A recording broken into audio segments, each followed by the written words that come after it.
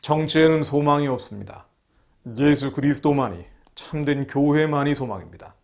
그럼에도 정치판을 들여다보는 이유는 이 사악한 시대를 보면서 다시 예수 그리스도께로 돌아가기 위함입니다. 어둠이 짙어지는 지금도 마찬가지입니다. 우리는 정치를 하는 것이 아닙니다. 이 시대를 향한 주님의 뜻을 알기 위함입니다.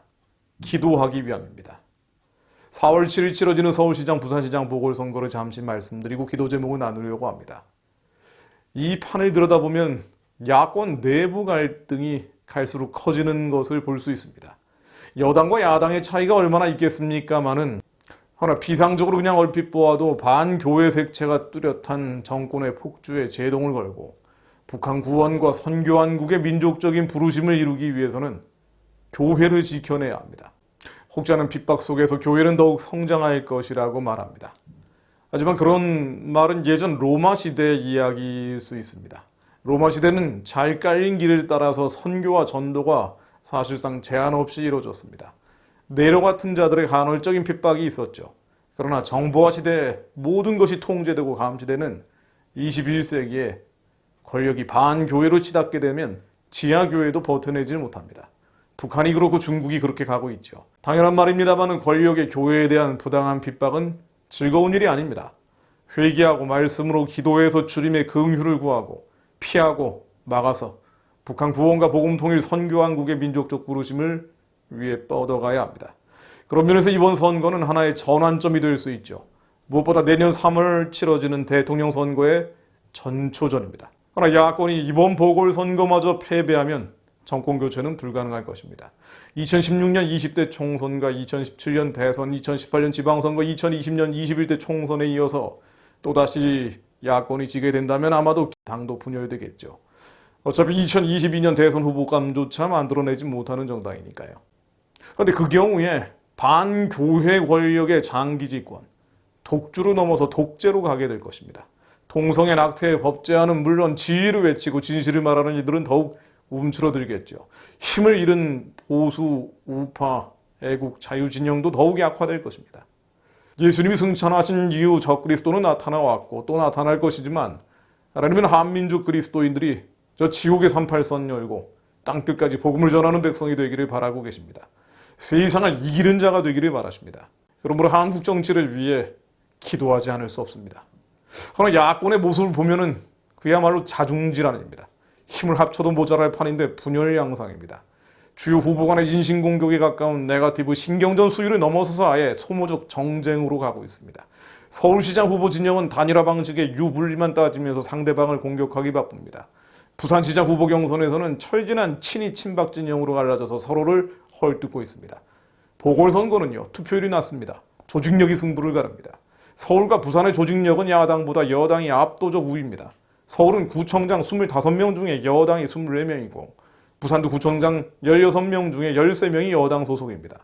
야당 지지율이 조금 올라갔다고 하더라도 어려운 선거죠. 수학적으로는 야권 통합이 돼야 일단 시작을 해볼 수 있습니다. 그런데 국민의힘의 김종인 체제는 정통 보수 진영을 극울하면서 예전부터 내쳐버렸죠.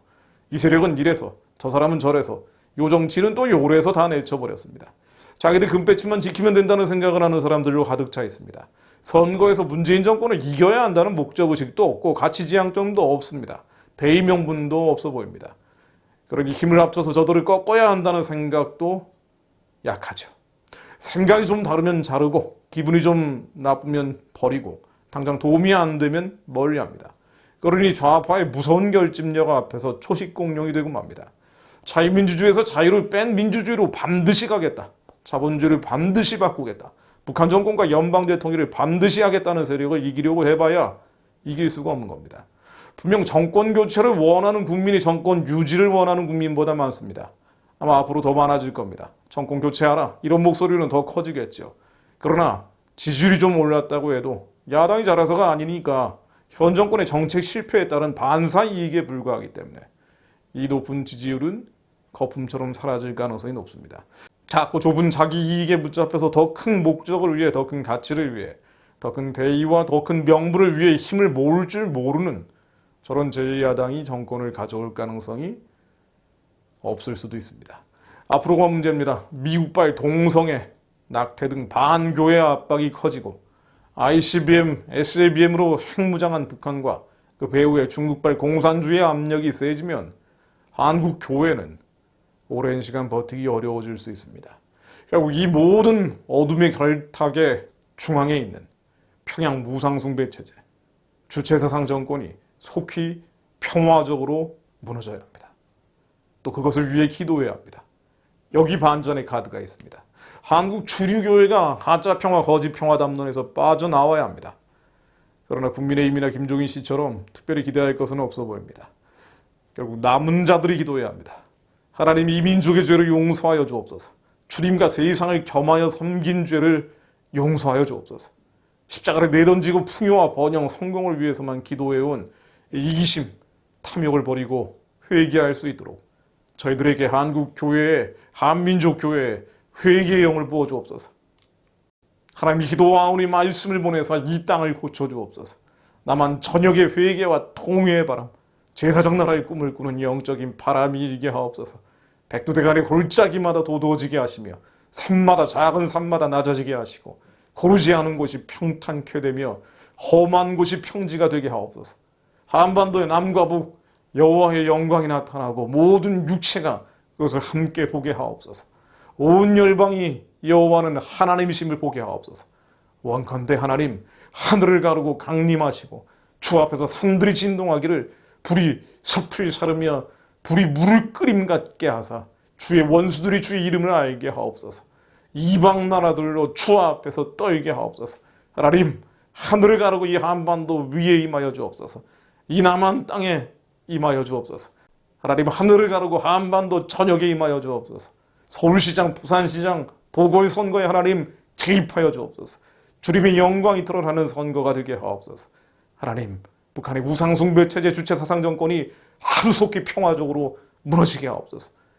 38,000 기밀성 우상들이 무너져 잿더미가 되게 하시고 그 자리에 하나님을 경외하며 두려워하는 자들이 주님의 성전을 세우게 하옵소서. 주여 임하옵소서. 주여 이루시옵소서. 주여 행하시옵소서. 예수 그리스도 이름으로 기도했습니다. 아멘.